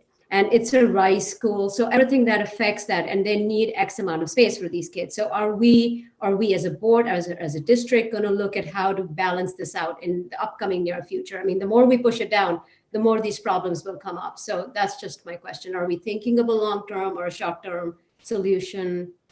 How will this work? I agree. And if I could just jump in, I think, first of all, let's not say that Scotts Ridge was built for 40% of the population. Let's say Scotts Ridge was built for a certain number of students. And if we're getting above that number and we see the enrollment projections moving forward, then ideally in strategic planning, we will look at potentially redistricting at the elementary schools to pull some of the northern elementary schools students down to the southern schools so we can maintain the 3-school to 3-school split, but still have the appropriate number of students in each building. So that's something that I'm hoping that we can begin the work with in the strategic planning committee this coming year. I think I remember a couple of meetings ago, and Tina, I think you brought it up, that we said we need to do it sooner rather than later, because we saw the demographics for the schools were being presented. All of us saw it so loudly and clearly that and I thank you, Jonathan, if that could be put on a strategic committee meeting, because I think it needs to be done sooner rather than later and analyzed. Thank you. Other questions or comments before we move to the elementaries? Okay, if there's no other questions, then I will be presenting the elementary, although I do have several of my elementary principals here with me as well, so thank you. So you will see the average class sizes by grade, by school. So you'll see the total enrollment by that grade, the number of sections, and the corresponding average class size. I would like to remind all the Board of Education of our class size guideline max. So currently the board has adopted a maximum at K and 1 at 21, grade 2 at 24, and grades 3 through 5 at 25. So when you look at this data, if we move to the highlights, you will see that currently right now we have 99 elementary classrooms. 96 of them are below our maximum class size guidelines. We do have 2 classes that are at max, that is grade 2 at Farmingville, each at 24. And you'll see that we have 1 class above max, and that would be grade 2 at Barlow, which is 25. As stated earlier with the middle school, our feeder patterns have been finalized that our northern schools, Scotland, Barlow, and Ridgebury, feed to Scotts Ridge. Our southern schools, VP, Branchville, and Farmingville, feed to East Ridge. Related to what Mr. Pepe said, you know, in COVID right now, they were in hybrid. The elementary is in full capacity. And so right now, what we have to look forward to is monitoring that feeder pattern into the middle schools, as just stated in our strategic planning committee. Are there any questions about the elementary class sizes? Tina? Again, I'm sorry, it's just a comment. I mean, I read the whole thing, and I did notice the Barlow Mountain, and you know, when you look at the Barlow Mountain grade 2 kids and Farmingville grade kids versus the Ridgebury kids and the amount of kids they're having in second grade, for example, because of the class sizes and the way the distribution is. And I'm using second grade as an example. I think it's such a formative year. There's a difference when a teacher has 25 or 24 kids versus for, you know, just because of enrollment, the way the school is, and a teacher has 18 kids. So maybe there's and this is not against the teachers. I think we have wonderful staff and teachers. It's just the experience of learning. We're having 18 second graders versus 25. So I go back to my other question. Are we looking at redistricting as such to just balance out numbers? Are we looking at elementary that feed into middle schools, just a way to somewhat balance out numbers? And also, if we look, maybe that is a way to maximize our resources, right? Because our budgets are getting tighter. We've seen how it happens. So if there is a way that we can redistrict in a way that we can maximize resources, it's just a comment that I had to make because I've been looking through that. And again, how it feeds into our middle school. So it's all kind of linked. So it was just a comment. So Tina, I appreciate your sentiment. So one of the phenomenons that happens is that as long as we have 6 sites open, that's very hard to control for. Yes. So you can say how many total kids will go to a particular school by redistricting, but you can't control for how many kids will be in a particular grade that will ultimately make your class size due to our maximums. So yes, there's some control that the Board of Ed can have, but to say that you can actually adjust for any particular grade or class size due to housing sales and people moving in and different enrollment per grade, it makes it challenging with 6 sites. And respect that. It's just, you know, we have to just look at holistically. That's it. I totally respect that. Thank you. So I agree with you. Redistricting, the number of sites, both of those variables aside for a minute, the reality is even with 5 sites, you still may run into a challenge where there's 1 second grade or a 3rd grade that hit class size maxes, or there's just a significant difference for whatever the reason. And then all of a sudden you'll see that for years to come, right? And then it'll pass through and then all of a sudden there's a shift. And so unfortunately, there are some pieces of this, regardless of the number of sites that we have or how we redistrict any year, that you may see those spikes or those lows.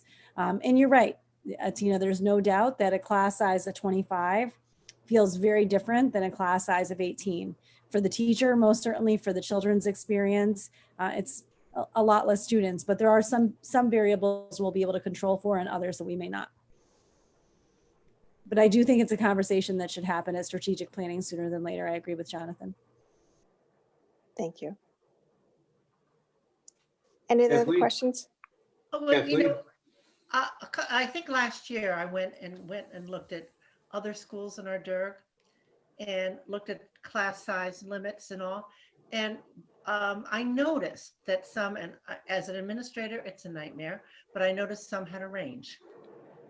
And I know ranges because they add gray material can be a nightmare, but they can also add the thinking of the administrators in terms of that cohort of students, whether to break or not, in terms of the health of the students in that grade. And I'm not saying we should or not, but I think it should be included in a conversation, because I really think if it is a hard thing when it's not black and white, but when we're talking about human beings, it's not always black and white. So I would just like to look at that.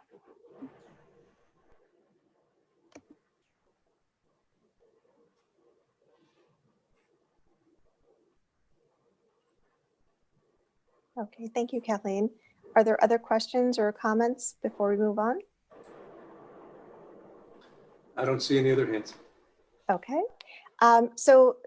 Finally, for the staff accounting, I always present to the Board of Education your budgeted FTE for the district compared to our actual FTE as of October 1st. So that number can change, but as of October 1st. So you will see the 2019-20 actual, the 2021 budgeted, and the 2021 actual. And so I just want to highlight two lines, as you'll see from our budgeted to our actual, is that we are under in our teacher line. I will say the primary driver of that reduction is at the elementary level. We had budgeted for 101 elementary teachers, and as stated earlier, we have 99. So there was clearly a 2.0 FTE reduction at that level, and then various FTE reductions across different levels due to our scheduling. You will see the other change would be the plus 1.0 in that other line. And that was also mentioned earlier tonight with our strength and with the student council rep and our strength and conditioning. So we did hire our own strength and conditioning trainer versus having a purchase service contracted services with an agency. So that's why you'll see there's an additional FTE there, because that person has been brought into in-house. Are there questions about the FTE for our actuals this year?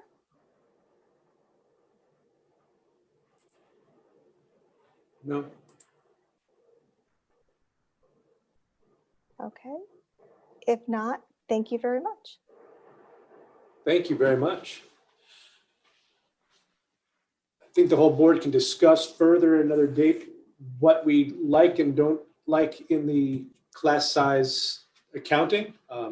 Me personally, I'm looking through a mountain of data looking for outliers. Perhaps we will determine that a listing of classes being run below a certain threshold and why, and classes running above a certain threshold and why is actually what we're looking for. Something to think about. Ken? Thank you. My question with that is, would be to get some feedback on, are there specific parts of this report, Dr. De Silva, that you feel, or the cabinet feels, they're generating solely for our benefit? Because a lot of this data seems like this is data that's helpful in determining a whole plethora of decisions for the district operationally that you're compiling and delivering to the board. Now, if there are pieces of that aren't useful to the cabinet or to operationally, are there sections of that and that might help inform us of which pieces maybe are not as important? To Jonathan's point, actually, I think we do exactly that for ourselves. What are our outliers? Whether they're class size breaks or whether our courses are running with super low numbers or super high numbers, that's essentially what we look at. And we have that data at our fingerprints from our administrative teams, or we can certainly pull that at any point. Karen can speak to the reporting and how long that part takes, because it's broken out by teacher. Which isn't something that we would necessarily do. Again, we're looking at outliers, especially if the courses are running. And we can look at raw data for our benefit, not necessarily compiling it and organizing it in the way that we're organizing it for the board and for the public. And so when we look at raw data, it's just simpler to pull. And when I say consuming, this is like weeks and weeks of work and weekends of work. And so it's fine. We're glad to do the work, but we'd be glad to do other work too. So if there's something that makes more sense for us, highlighting unusual characteristics for the Board of Education on one end or the other, I think is certainly easy enough for us to do, because we do that for ourselves. I think it's the small pieces of data and that it's not raw and it's organized in this way that takes it takes a lot of time. That's fair. Any other questions or comments?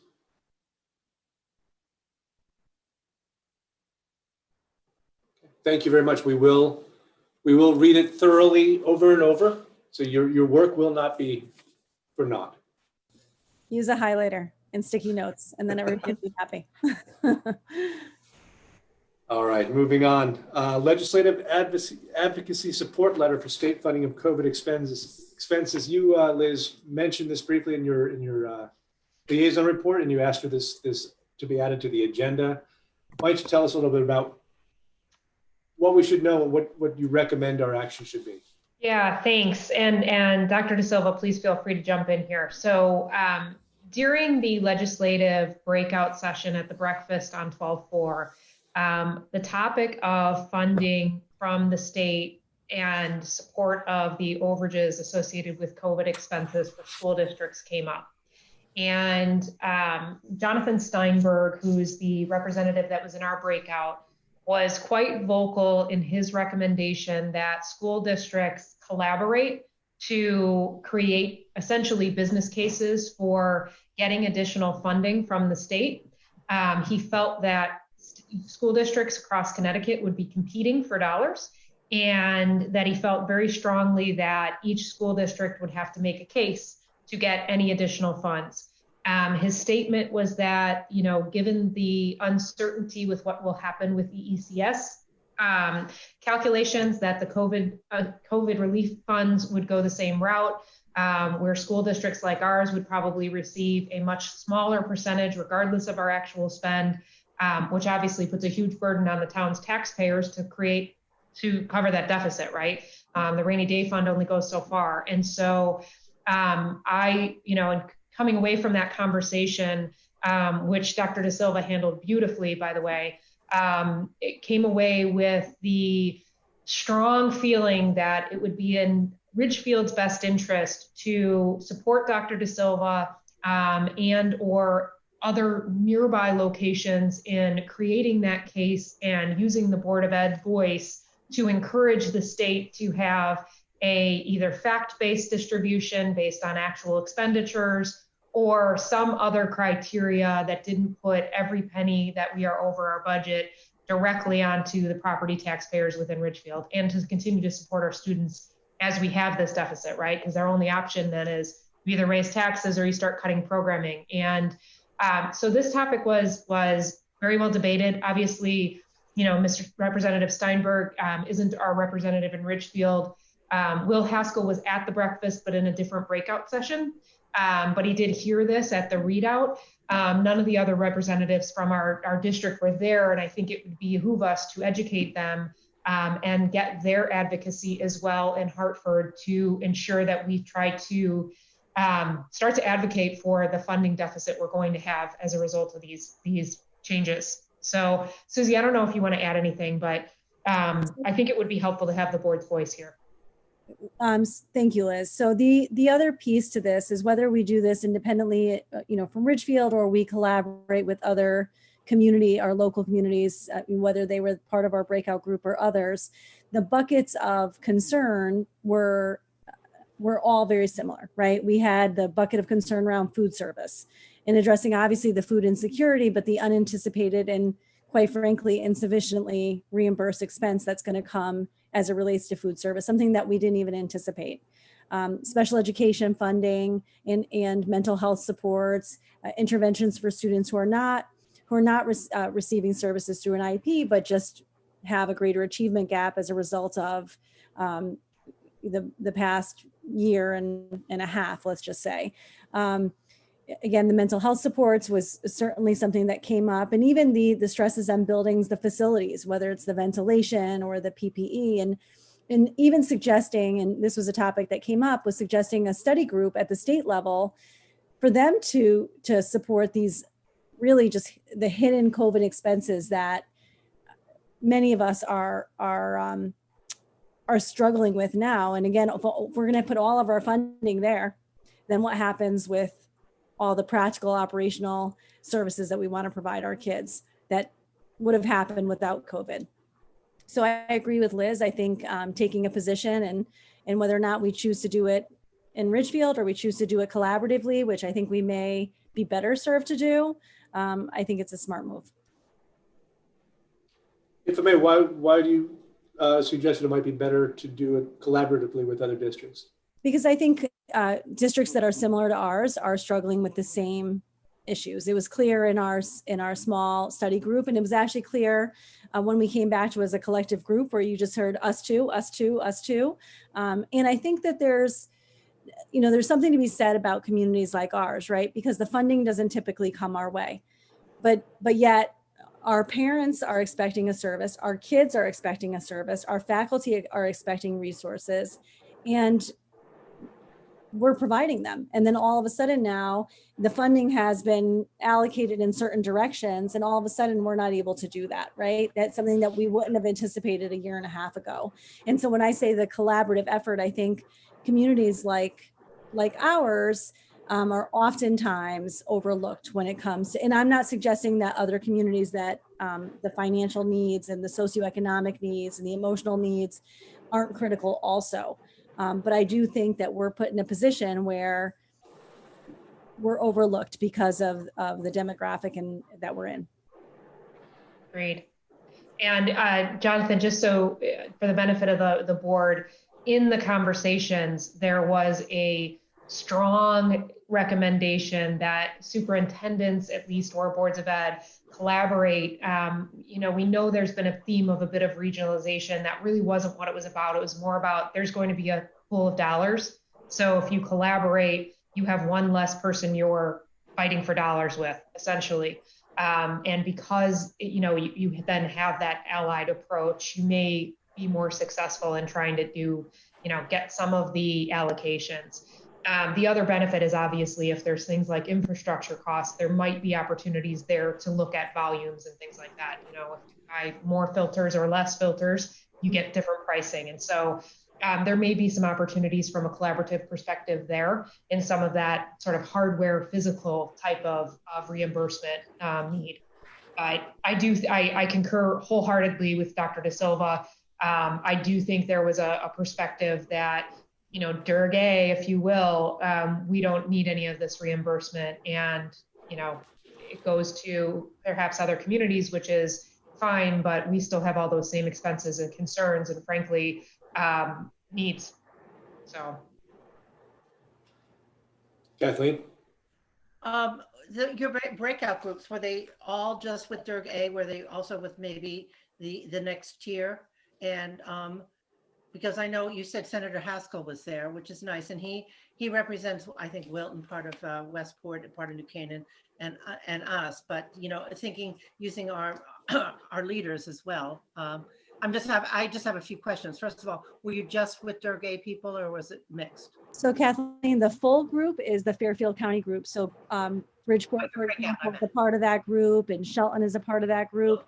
Our breakout session just happened to be Wilton, Westport, and Ridgefield. The Westport superintendent wasn't there that day, but so that's how our group was broken out. And when we came together, everybody you could hear the common themes, right? Bridgeport is facing the same challenges that we're facing, just in a larger, a more diverse way, perhaps, but they're facing challenges too, right? So the themes were the same without a doubt. And, I would imagine that in Hartford or Waterbury, they're also facing the same challenges, whether it's food service, ventilation, the buildings, special education, intervention, just at a greater scale. But it doesn't change our needs. And that's ultimately what I think is important for us all to remember. You're not expecting a different service as a result. Parents aren't expecting a different service. Kids aren't expecting a different service. But yet our funding is now being used, as it is this year, right? Being used and channeled in a different direction. I didn't receive more money in my budget this year as a result of COVID. In fact, we received a pretty significant cut. But the service is still there, and kids deserve that. No, that's helpful, because I think if they are similar to ours, and actually all three of those communities our representative by Senator Haskell. I mean, it makes so much sense to work in collaboration, because I always feel that that's a strong suit for a certain kind of work. So thank you. One concern I have, sorry, go ahead, Rachel. You can.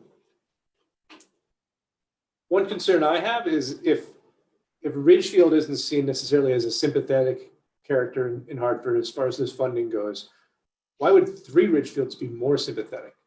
Why would, but a concern being, you know, 3 towns like Ridgefield working together to get a piece of this finite pie?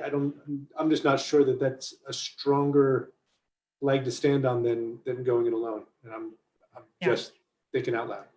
I think it's a fair point. I mean, I think we need to do something. We're here to support Ridgefield students. And, I do think that Representative Steinberg had a point, but I think it's one that could be debated, right? And if we are a smaller district, we do have older buildings.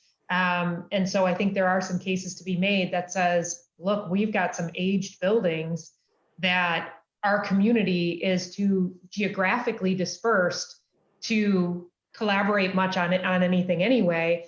And we can't afford to rebuild all these buildings and do all this infrastructure work and there may be a good case to be made there.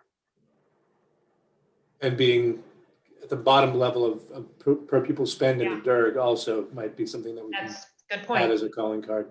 Yep, good point. Other thoughts? Rachel?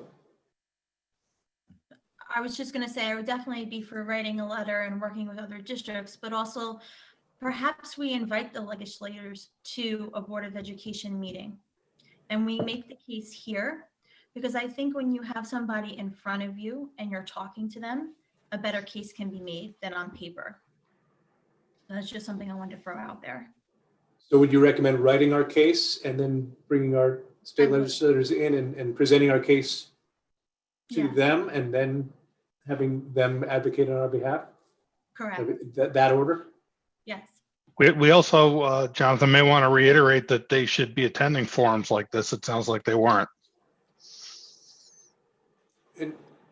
Got it.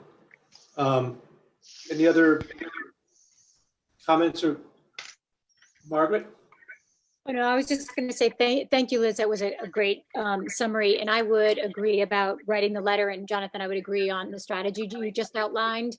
I do think it's important to really educate our local representatives first, because they can be our strongest advocates in Hartford. We've seen where that's happened before for us. And then I think there's also a 2-pronged strategy. The second is I think that doesn't prohibit us also from appealing straight to other legislators in Hartford who might not be representing us. To people on the education committee or on some of the other committees, and sending our word up that way. So a 2-pronged strategy, but I certainly agree that having our own representatives being our advocates and educating them through letter writing, as well as having them at a Board of Education meeting, is a good strategy. Great. Tina. I just wanted to add to Margaret's point. I totally agree. Thank you, Liz. I think that was a great summary, and I agree. I think we need to write a letter. We need to have them come to our meeting, because, I mean, I saw, if you were I was at the last tri-board meeting, and Rudy said so. The Board of Finance and Rudy said so. If there is any increase in the budget, it will be going back to the town payers, and we can't. We have to think about our staff. We have to maintain our standards. There's, as Dr. De Silva said. So I think it's very important that we advocate for ourselves, our community. So yes, I totally agree. And thank you, Liz. And thank you, Dr. De Silva. And thank you, Jonathan. I really appreciate that idea. So as a potential next step, I could suggest that maybe Liz and I collaborate during our time off here on what our letter could be from the district. And then we could bring that to the full board, as well as the local representatives hopefully in one of our January meetings. Does that make sense as a way forward here? Happy to do so, Jonathan. Terrific. Thank you, both of you. When does because there is an incumbent leaving, and so when does that happen? That's an excellent question. Is it like presidential? Anybody know? It's early January, but I don't think it's aligned with the presidential, but we definitely want to seek out, I would recommend we seek out our incoming legislative representation. Thank you. Yeah. All right, so let's move forward that way. Liz, you and I can speak after and we can figure out a plan. Great. Thank you for bringing this to the board. Thanks, everybody. Next up, appointment of subcommittees and representatives. All of you should have received the updated document from Cheryl earlier today with the committee breakouts, expectations of the committee chairs. I'm not going to read the whole document here, but just to let you all know what the appointments are going to be.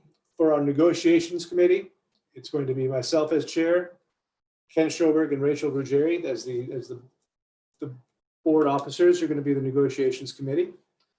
Policy committee is going to be Margaret Smatis as chair, with members Ken Schoberg, Nora Gatos, and Tina Malhotra. Budget, Finance, and Operations Committee, Ken Schoberg will be chair. Sean, Rachel Ruggieri, and Liz Flogel will be members. Strategic Planning Committee, Ken Schoberg chair. Liz Flogel, Kathleen Holtz, and Margaret Stamatis. Curriculum Committee, Kathleen Holtz chair. Nora Gatos, Rachel Ruggieri, and Tina Malhotra. Hopefully that works for everyone. I tried to speak with each and every one of you beforehand. And then on to representatives. We have Kathleen staying on as PTA Council Rep. Liz, you staying on as Legislative Rep. CES Rep Margaret. RCASA Rep Tina Malhotra. CABE Rep myself. Prevention Council Sean. And I believe Nora, did you raise your hand for Athletic Advisory right before this? And Nora will be Athletic Advisory. We'll get back together on the Food Service and Wellness Committee Rep and the REF Rep. Could you also put on there Energy Task Force Rep? Absolutely.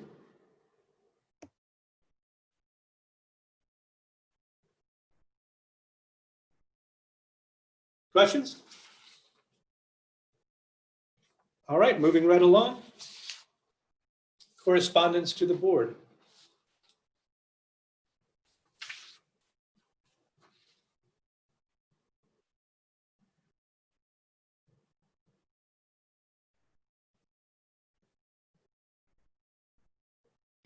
We have no public comment this evening. Correspondence report. We have received 12 emails since our last regular Board of Education meeting. 6 emails were in regard to a transportation personnel matter. 1 email was in regard to a proposed shift in our learning model during 1221 to 1223. 1 email was in regard to COVID response in RPS. 2 emails provided feedback and concern on current learning models. 1 email provided feedback on RPS regarding the handling of exposures/quarantines. And 1 email with a question on remote learning during inclement weather or when in-person school attendance would be canceled. Thank you.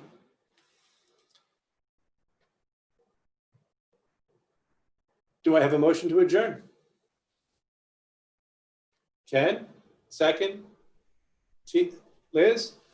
Sure. All in favor?